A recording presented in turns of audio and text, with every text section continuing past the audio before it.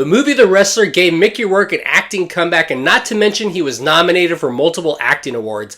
Well, I think the movie The Last Showgirl will probably do the same thing for actress Pamela Anderson. I'm Mike the Movie Misfit, and here is my review for The Last Showgirl, which will be released in theaters January 10th.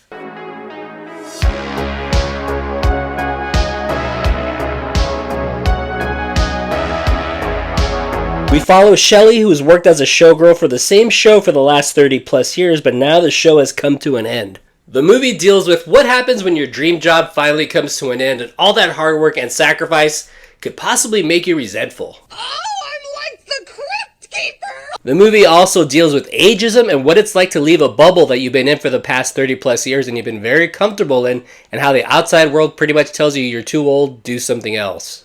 To me, this movie is very relatable because if you worked at the same job for 20 or plus more years, those are the only skills that you possess, and the outside world can tell you those skills are absolutely useless.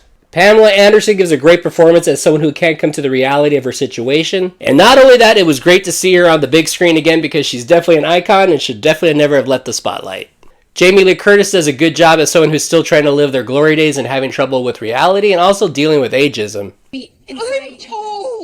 Dave Bautista is doing a great job as far as showing us his range and his different acting roles. As deep in theme as this movie is, it could easily have been a 2+ hour movie, but the film is only 1 hour and 29 minutes. The movie does have some obvious tropes that you would expect to see in a movie like this, but the movie also does a pretty good job as far as leaving things up to interpretation.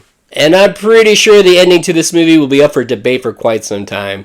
My rating for The Last Showgirl, it is definitely worth the watch. We get some great performances, and like I said, the movie is only 1 hour and 29 minutes. And if The Last Showgirl is not available at your local theater once it's released, then I say it's definitely worth the watch at home once it's released on digital video.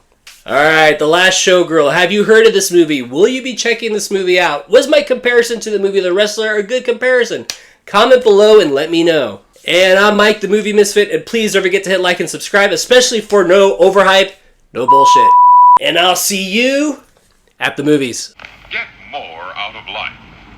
Go out to a movie.